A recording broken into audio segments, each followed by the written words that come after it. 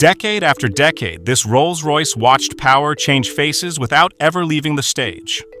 Presidents came and went, governments fell, the Republic changed its tone more than once. And through all of those cycles, the same car kept reappearing, in crowds, ceremonies, and presidential waves, as if it carried not only heads of state, but the visible memory of power in Brazil itself. Over generations, it stopped being just a luxury automobile and became something else, a ritual, a symbol, a living piece of Brazil's Republican theater. But how did this car survive for so long at the center of power? And why has the story that it was a gift from the Queen of England remained alive to this day? In Brasilia, almost everything about power changes. Its face, its language, its priorities. Presidents come and go, crises pile up, alliances collapse, but some symbols remain, moving through the decades as if they were larger than the governments themselves. Few objects express that more clearly than Brazil's presidential Rolls-Royce Silver Wraith. Before it became a classic car, it became a visual instrument of the Brazilian state. The contradiction is striking from the very beginning. In a modern country surrounded by security protocols, armored vehicles, and carefully controlled images, there is still room for a British automobile born in the early 1950s to occupy the center of the Republic's most ceremonial moments. The Silver Wraith endured because it came to communicate something that no modern vehicle can convey in quite the same way. Built in 1952 and incorporated into Brazil's political stage in 1953, the car arrived at a time when public power still depended heavily on ceremony, physical presence, and political staging. Its first public appearance came in Volta Redonda on May 1, 1953, during Getúlio Vargas's second administration. That detail matters, because it marks the moment when the automobile took on a deeper role to visually represent the authority of the state before the public. Now look at this document from Rolls-Royce itself. Dated March 1953, it identifies the model as a Silver Wraith and lists the owner as the President of Brazil. It is the kind of detail that pulls the car out of the realm of curiosity and places it firmly in the realm of material history. Once acquired, every time it appeared in ceremonies, parades, and presidential rituals, it helped construct a very specific image of the presidency.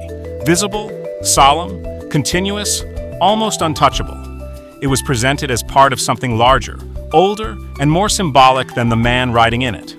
The Silver Wraith gained a value that went far beyond metal, leather, and finish. It became political language, materialized tradition. Over time, Brazil preserved it because it came to embody an idea of institutional continuity. As if, in silence, it were saying that power changes hands, but the theater of the Republic goes on. To really understand what the presidential Silver Wraith was, you have to move beyond the image of a solemn ceremonial car and look at the logic that created it. It came from a world in which luxury did not simply mean comfort. It meant distinction, presence, and bespoke construction. This was not an ordinary automobile built to leave the factory and hit the road like any other. It was an object built to represent. Under the hood, the car that arrived in Brazil carried nearly 30 years of mechanical lineage. Its straight-six engine, displacing 4,566 cubic centimeters, descended directly from a block Rolls-Royce had first developed in the 1920s and then refined with almost obsessive patience over the decades until it produced around 120 horsepower. It was a quiet evolution, fully aligned with the philosophy of the brand. An engine that did not need to shout in order to command respect. For nearly 4 decades, the company kept the same cylinder spacing, the same piston stroke, and the same commitment to smoothness, as if it preferred to perfect the nobility of the machine rather than reinvent it. But the Silver Wraith's true exclusivity did not end with the engine. It continued in the way the car was built. The model left Crewe, England as a bare chassis, a mechanical foundation handed over to specialist coach builders who would complete the bodywork. The convertible sent to Brazil received bodywork by Park Ward, one of the firms Rolls-Royce had itself absorbed in order to gain greater control over that process. That made the Brazilian car even more special. One of the last Rolls-Royces built within that handcrafted tradition, at a moment when the world was already moving toward a different industrial model. American automakers, for example, had already abandoned 4-door convertibles long before the war. Kaiser tried to revive the formula in 1952. It failed. And the Lincolns that would later become linked to American political imagery would only arrive years later. Brazil's presidential cabriolet entered the world at exactly that moment of transition. as one of the final representatives of a disappearing era of custom-built luxury. And yet there was an irony at the heart of it all. The same car that symbolized absolute British refinement ran into a much less elegant problem in the tropics: overheating. The 4.257-liter engines used in the cars that came to Brazil ran hot often enough to make engineers and crew uncomfortable. The solution found in Brazil was brutally practical. A water pump from a 1939 Buick was installed to improve coolant flow. It was an American part, from a rival manufacturer, correcting a British engineering weakness on Brazilian soil. At first glance, it sounds almost sacrilegious. But maybe it wasn't. Henry Royce had close ties to Maurice Olley of General Motors Engineering, and Rolls-Royce itself was already using GM's hydromatic automatic transmission from 1952 onward. In the end, that adaptation was less a technical scandal than a pragmatic decision to keep the symbol alive. There was also political weight behind the purchase itself. The two Silver Wraiths ordered for the presidency cost more than 400,000 cruzeiros each, in a move that triggered controversy in Congress, fueled opposition criticism, and was ultimately paid for by businessmen linked to Vargas. That detail helps explain why Brazil's presidential car feels so much less like an ordinary sedan, and so much more like a ceremonial object. Its value never lay only in the grille or the prestige of the badge. It lay in the aura of an object designed to exist above the ordinary, and, for that very reason, surrounded from the start by prestige, controversy, and power. But every great symbol of the state attracts legend, and the presidential Silver Wraith accumulated one of the most persistent of all, the claim that it had been a gift from Queen Elizabeth II. For a long time, that version circulated widely because it sounded almost too perfect not to be true. An English Rolls-Royce tied to the Brazilian presidency, wrapped in monarchy, diplomacy, and international prestige. The problem is that the timeline does not hold. The car was already in Brazil before Elizabeth II's coronation, which weakens the story and reveals something even more interesting. The myth was more elegant than the reality.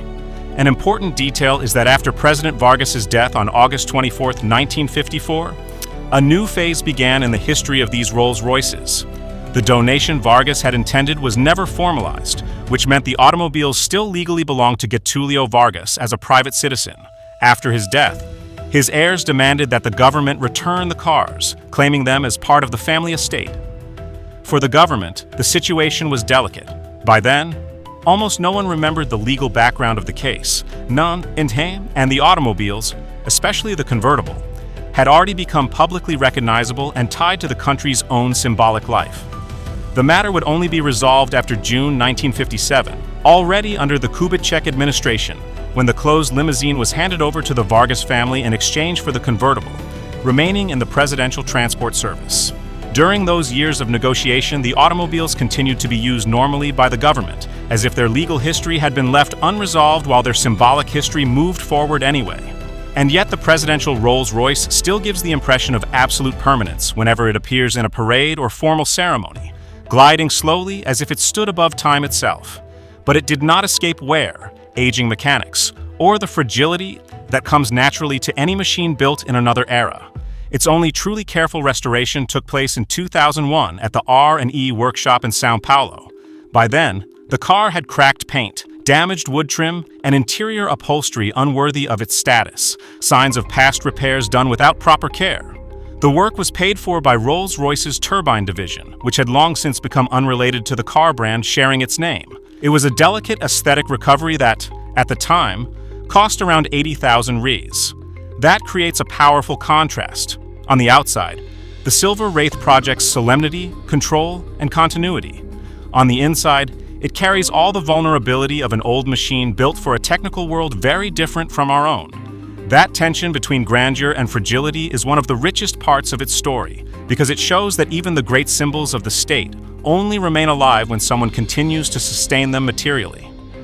In an age of armored vehicles, speed, maximum security, and digitized public image, the Silver Wraith still offers something few modern cars can deliver: historical density. It gives the impression that the Republic still needs certain rituals in order to look like a republic, as if power, to be fully recognized, still has to touch the past. And in the end, that is why this car matters so much. In some of its most symbolic moments, Brazil still chooses to see itself through it. The presidential Silver Wraith remains in motion because the ritual it represents remains in motion too. If you made it this far, subscribe to the channel and turn on notifications so you don't miss the next videos about the cars that explain Brazil. And in this video right here, I show you how the VW Combi lasted so long in Brazil and why it shaped generations. Don't miss it. See you next time.